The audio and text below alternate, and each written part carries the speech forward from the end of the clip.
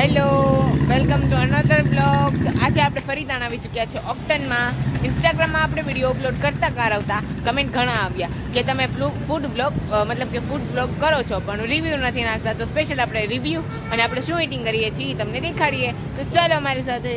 ચાલો.